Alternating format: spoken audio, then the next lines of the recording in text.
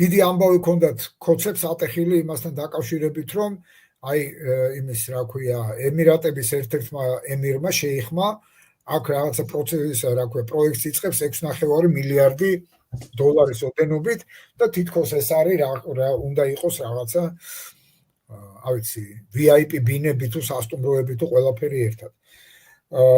ნეტარ არიან მორწმუნენი, აი ამას ვიტყოდი.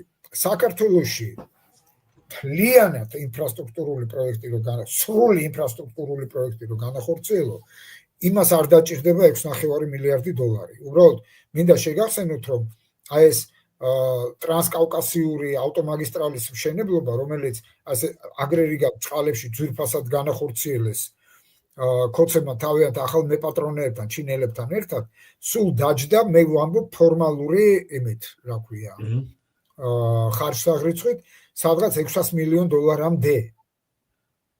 საიდანაც ნახევარი ცხადია მოპარულია თუ მეტი არა და გატეხილი არის ჩინელებსა და მათ ქართულ პარტნიორებს. და 10 ჯერ მეტს ამბობენ აქ. ხო, ნუ როგორც არის რა, მაგრამ ესე იგი ხარჯსაღრიცხვა თავიდან რომ დაიწერა, ის ხო დაიწერა რომ უნდა გაკეთებ, ესე იგი იქ აღწერილი არის სწორად როგორ უნდა გაკეთებულიყო. აი, კიდევ ერთხელ ვამბობ, მილიარდი დოლარიც კი არ ჭირდება ამას. და დანარჩენი ახლა ნახეთ, შესაბამისად არანაირი 6 მილიარდი და 6.5 მილიარდი დოლარის ინვესტიცია საქართველოში არ ხდება ამ დაღუპულ ქვეყანაში. რათ უნდა იმას, რა ქვია, არაბები თქვენ იდიოტები ხო არ გონიათ, რა პროექტი უნდა წამოიწყოს იმა, რა ქვია, არაბებმა რომ ეს 6.5 მილიარდი ამოიღონ.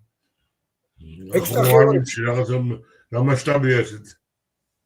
მე გეტყვის ავარაუდოთ ეს რა არის. ერთადერთი ახსნა ამას აქვს, რომ აი ეს ბიძინა რომ მოაგროვებს აი ამ აფშაკს, რასაც ესე თავს დაუზოგავად იმაშვება, მერე უნდა ამ შეიხის მეშვეობით გაათეთროს ეს ფული.